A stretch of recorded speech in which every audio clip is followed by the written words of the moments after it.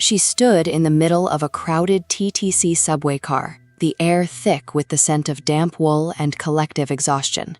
It was a Tuesday, but in the Mu Canada, every day feels like a Tuesday, a relentless cycle of motion without progress. She looked at her phone, not to scroll through social media, but to stare at the notification from her banking app that had become a source of physical nausea. A pre-authorized payment for her $2,800 one-bedroom Edribani had failed, leaving her with a balance of -$14. The irony was suffocating. She earns $75,000 a year. On paper, she is the success story that government uses to pad their immigration brochures. In reality, she was drowning in a sea of red ink, suffocated by the very institutions that promised her stability. This is the Canadian dream in 2024. A slow, agonizing descent into insolvency while you maintain a professional smile for LinkedIn. But what if I told you there's a shadow fact about Canadian debt that your bank is legally allowed to hide from you? A loophole that allows the Big Five to feast on your interest while you skip meals. She found that loophole, and it changed everything. But before she could win, she had to face the visceral horror of the interest trap, a mechanism designed to ensure she would never truly own her own life, even if she worked until the day she died. The grocery store was the first place she felt the shift. Walking through the aisles of Loblaws, the prices felt like a personal insult, a physical weight on her chest. A single bag of grapes was priced at $9. A block of cheese was $12. She watched an elderly man pick up a carton of eggs, look at the price tag, and slowly put it back with a sigh that sounded like a heartbreak. This wasn't just inflation. It was a psychological war. She realized that her $30,000 debt wasn't just a number on a screen. It was a chain forged by the rising cost of basic survival in a country that seemed to have forgotten its middle class. Every swipe of her credit card was a micro-betrayal of her future self, a temporary fix for a systemic wound. She felt the phantom tax of the Canadian economy, the way money seems to evaporate before it even hits your account. The CRA took their cut, the CPP and EI took theirs, and by the time she reached the checkout line, she was paying for necessities with money she hadn't even earned yet. This is the dark psychology of the Canadian retail landscape. They make you feel like the failure for not being able to afford bread, while the record profits of the corporate giants are broadcast on the evening news. She realized then that she couldn't budget her way out of a systemic collapse. She had to reinvent the rules of her own survival. The shadow fact that no one talks about in Canadian finance is the compound interest mirror. Most Canadians understand that interest grows their savings, but they ignore the dark mirror, how debt is engineered to be mathematically impossible to escape using traditional logic. Her $30,000 debt was spread across 3 high-interest credit cards and a predatory line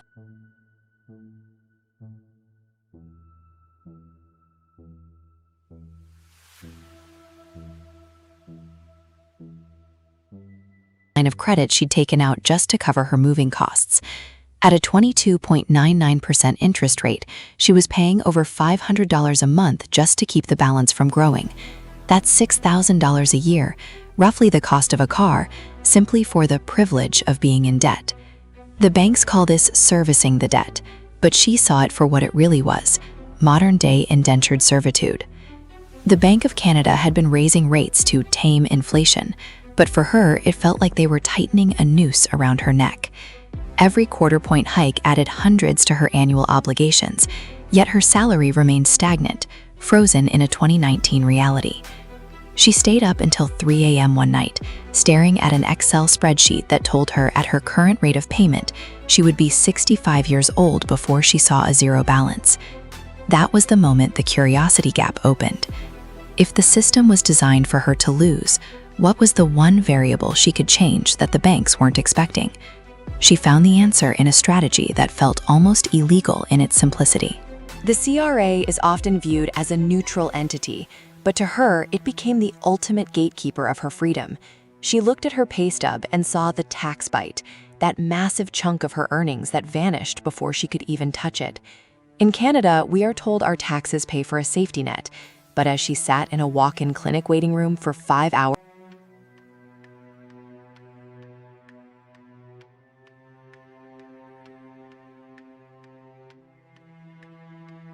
just to get a prescription refill. She realized the net was full of holes. She was paying for a system that wasn't serving her, while her debt continued to compound. She began to investigate the tax efficiency trap. Many Canadians believe that putting money into an RRSP is the ultimate move. But for someone with $30,000 in high-interest debt, an RRSP is a psychological prison. It locks your money away while your debt burns your house down. She had $4,000 sitting in an RRSP, a safety net her parents had insisted she start. She made a radical, painful decision. She would take the tax hit, withdraw the money, and throw it at her highest interest card. People told her she was crazy. They told her she was throwing away her retirement. But she understood a dark truth.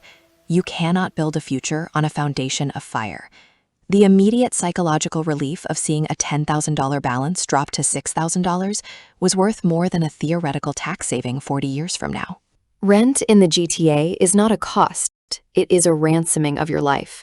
She was paying $2,800 for 550 square feet of glass and concrete.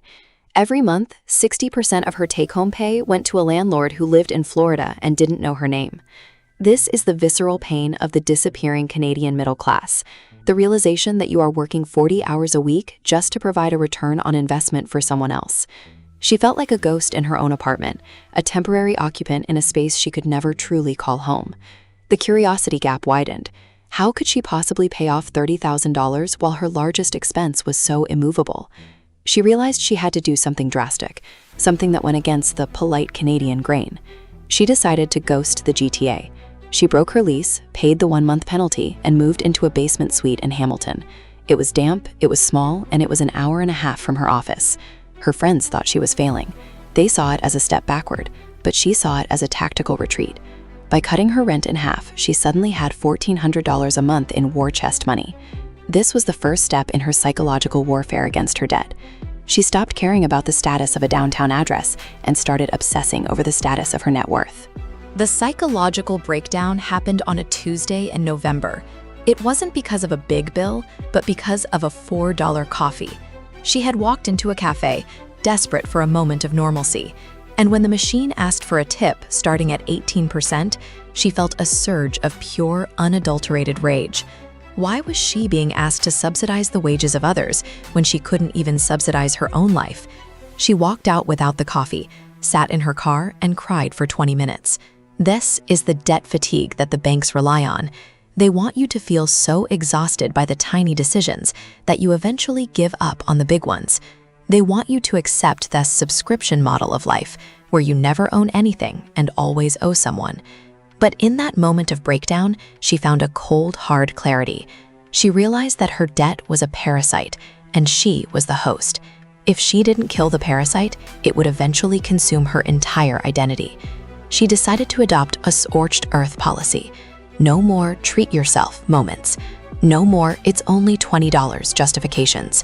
She looked at her $30,000 debt not as a financial hurdle, but as an enemy combatant that needed to be eliminated with extreme prejudice. She was no longer a victim of the Canadian economy. She was an insurgent.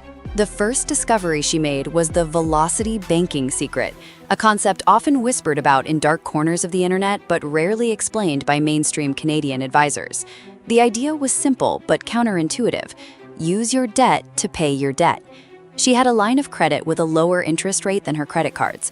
Most people use a line of credit as an emergency fund, but she used it as a weapon.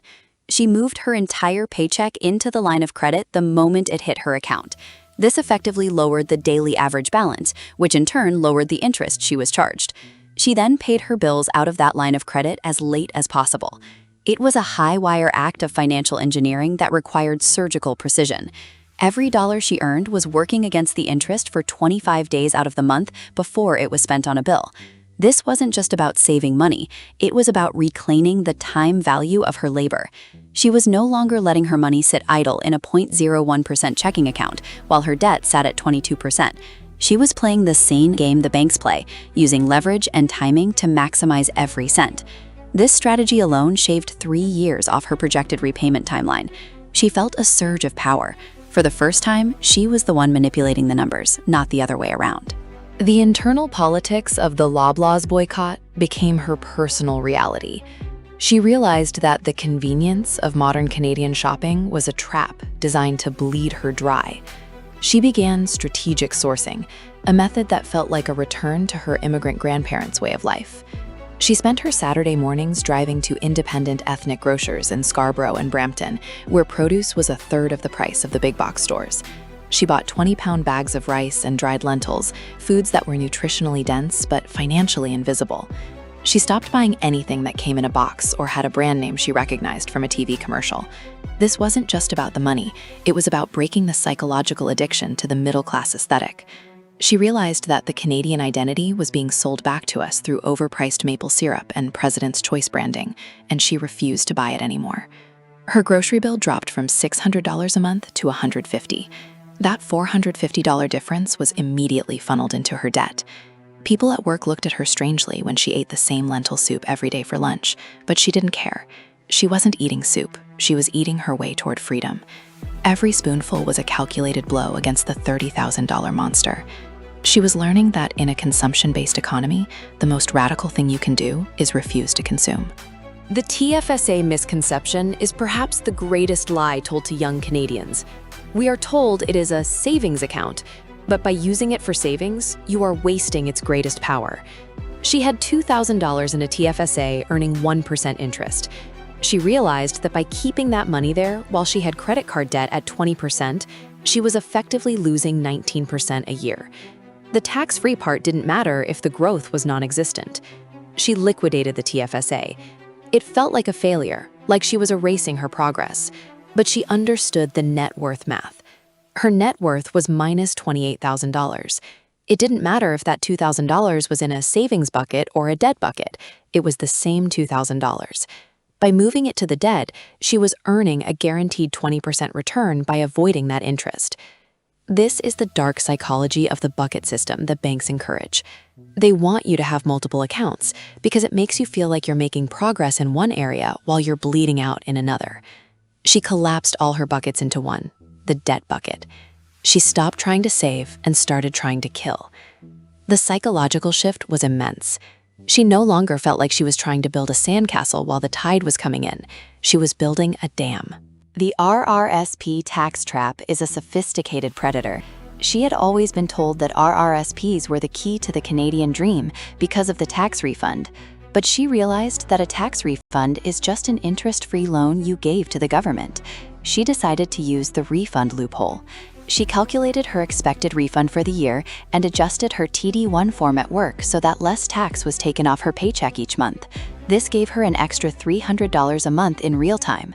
Instead of waiting until April to get a $3,600 gift from the CRA, she was using that $300 every month to pay down her principal. This prevented interest from ever forming on that $300.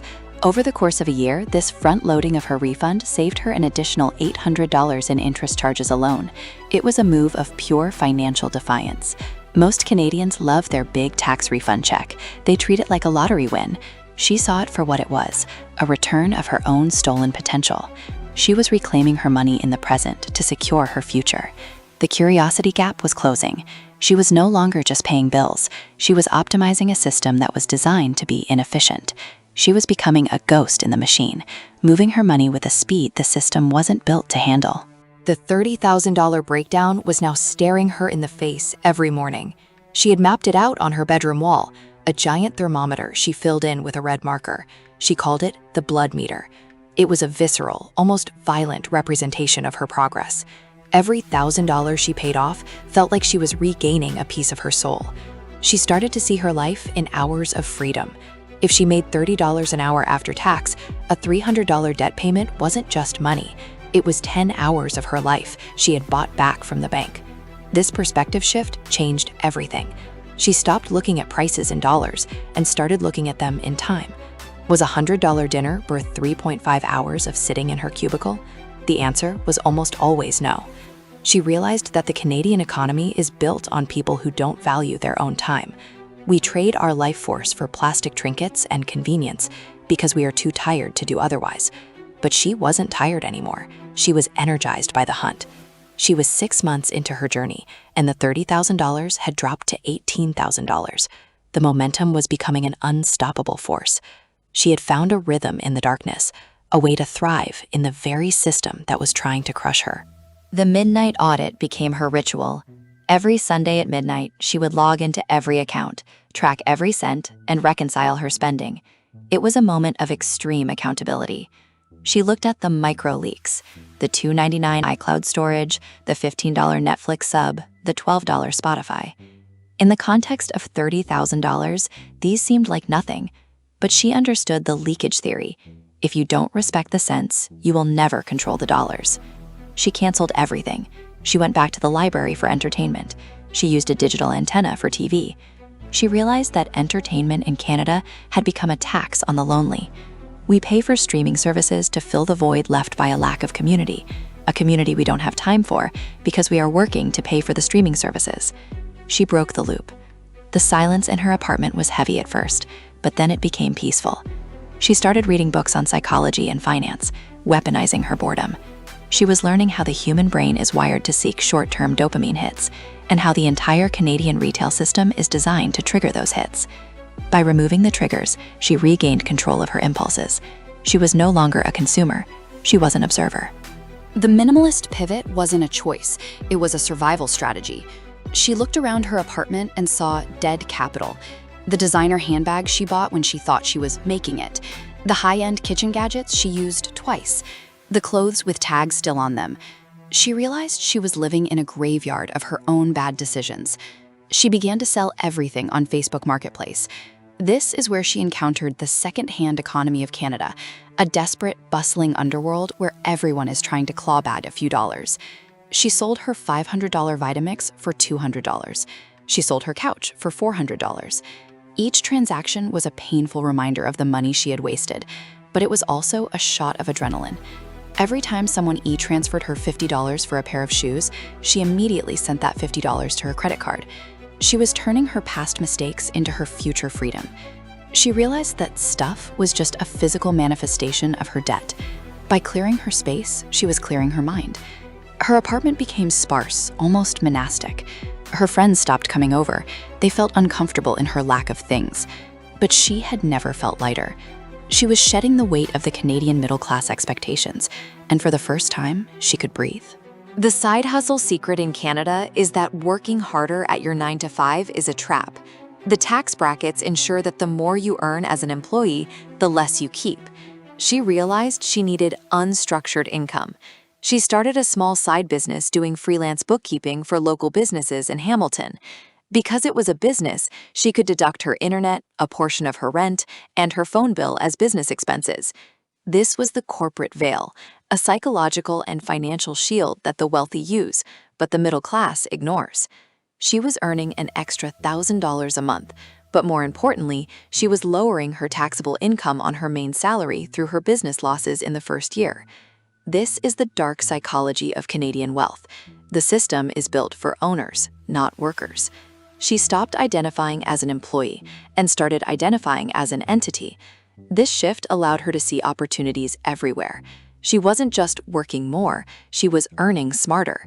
The extra $1,000 a month was the accelerant she needed. The $18,000 balance began to melt away. She was now 8 months into the year, and the end was finally in sight.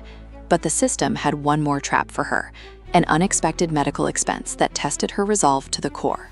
The Bank of Canada's narrative is always about macro stability, but she realized that macro stability is often built on micro suffering. In September, her car, a 10-year-old Honda she'd kept to save money, had a transmission failure. The quote was $4,000. In the past, this would have been a catastrophe that went straight onto the credit card, resetting her progress. This is how the debt spiral works. It waits for you to gain momentum, then it trips you. But she had been living so far below her means that she actually had the cash in her Velocity banking line of credit. She felt the visceral pain of spending $4,000 on a repair, but she didn't feel the panic. The curiosity gap here is, why do some people survive these hits while others collapse? It's not about the money, it's about the buffer of stoicism. She had trained herself to expect the system to fail her. She didn't view the car repair as a tragedy, she viewed it as a transaction. She paid the bill, adjusted her blood meter on the wall, and kept going. This is the dark truth of the Canadian economy. You are one transmission failure or rent hike away from disaster, unless you have a radical level of control over your finances. She had that control now. The $30,000 goal was now at $12,000. Social isolation is the hidden cost of debt repayment in Canada. Our culture is built on spending to connect. Going for drinks, attending weddings, celebrating birthdays. It all cost money. She had to say no to everything. She watched through her screen as her friends went on trips to Mexico and dinners at King West. She felt the social death that comes with being broke by choice. But she realized something profound. The people who were spending the most were often the ones who were most in debt. They were using lifestyle as a mask for their own financial terror. By being honest about her journey, she became a mirror that they didn't want to look into. She lost friends, but she gained a profound sense of self-reliance. She realized that Canadian kindness is often just a polite way of maintaining the status quo. People want you to be doing well, but not doing better than them, especially if it requires a level of discipline they aren't willing to match. She spent her Friday nights at the Hamilton Public Library, surrounded by people who had nothing, and she felt more at home there than she ever did in a Liberty Village cocktail bar. She was learning that freedom is lonely, but it is a clean kind of loneliness. The velocity banking strategy reached its peak in the 10th month. She had mastered the art of interest arbitrage. She was now using her credit card for every single purchase to earn cashback points, but she was paying the balance in full every 48 hours from her line of credit. She was double dipping, earning points while keeping her interest-bearing balance at its absolute minimum. The banks started sending her offers for more credit, sensing that their profitable customer was slipping away. This is a dark psychological trick. When you start winning, the system tries to tempt you back into the trap with limit increases and special offers. She saw through it. She treated those offers like poison. She was down to her final $8,000. The momentum was so fast now that she was paying off $2,000 a month. She had completely optimized her life. Her grocery bill was a science, her rent was a fixed low, and her side hustle was thriving.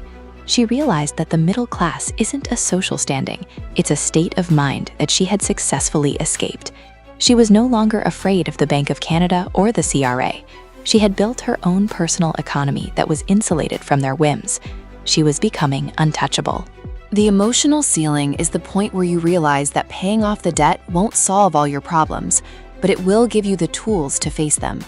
As she hit the $5,000 mark, she didn't feel the euphoria she expected. Instead, she felt a deep, simmering anger. She was angry that she had to live like a monk for a year just to get back to zero. She was angry that the Canadian system makes it so easy to get into debt and so incredibly difficult to get out. She looked at the skyscrapers in downtown Toronto and saw them as monuments to interest. Every floor of those buildings was paid for by people like her, who were just trying to survive. This anger was her final curiosity gap. What would she do with her power once the debt was gone? She realized that the discipline she had built was more valuable than the $30,000 itself. The debt was a teacher, albeit a cruel one. It had taught her how to live on nothing, how to ignore social pressure, and how to manipulate the financial system. She wasn't just paying off a balance, she was graduating from a school of hard knocks that most Canadians never even realize they're enrolled in. She was ready for the final push. The final $5,000 felt like the longest mile of a marathon. This is where most people quit. The finish line fatigue sets in, and you start to think, I've done enough, I can relax now. But she knew that in the dark psychology of debt, almost finished is the same as just starting. If she let up now, the interest would crawl back. She decided to do one last sprint. She took on a temporary night shift at a warehouse, adding an extra 20 hours a week to her already grueling schedule. For 30 days, she barely slept. She worked, she ate her lentils, she did her bookkeeping, and she slept for 4 hours. It was a brutal, visceral experience that pushed her to the edge of her physical and mental limits. This is the shadow fact of success. It often requires a level of suffering that isn't sustainable, but is necessary for a breakthrough. She was willing to pay that price. She was fueled by the vision of that final zero on her screen. She was no longer a person. She was a machine for debt destruction. Her blood meter on the wall was almost entirely red. The monster was dying, and she was the one holding the sword. The moment happened on a cold Tuesday in December, exactly 1 year since she had stood on that TTC subway car. She sat at her desk in her Hamilton basement, her hand trembling slightly as she moved the final $1,200 from her business account to her line of credit. She hit submit. The screen refreshed. Balance, $0. The silence in the room was absolute. There were no fireworks, no cheering crowds. Just a quiet, profound realization. She owned herself. For the first time in her adult life, every cent she earned from that moment forward belonged to her, not to the Big Five, not to a landlord, not to the ghosts of her past mistakes. She had paid back $30,000 in 365 days in one of the most expensive countries on earth during a period of record inflation. It was a mathematical miracle, but it was also a psychological triumph. She had stared into the abyss of the Canadian economy and refused to blink. She looked at her blood meter on the wall, now completely red, and felt a sense of peace that no consumer purchase could ever provide. She was free. But the question remained, in a system designed to keep you in debt, how do you stay free? The new Canadian identity she adopted wasn't about being debt-free, it was about being system-independent. She didn't move back to Liberty Village, she didn't buy a new car, she didn't go back to Loblaws. She realized that the freedom she had won was too precious to trade for the same conveniences that had enslaved her in the first place. She kept her Hamilton basement, she kept her 10-year-old Honda, and she kept her side hustle. But now, that $2,500 a month she had been throwing at her debt was going into a self-directed investment account. She was buying the same bank stocks that had previously been her master's. She was now the one collecting the dividends. This is the ultimate dark psychology flip, the moment you stop being the product and start being the owner.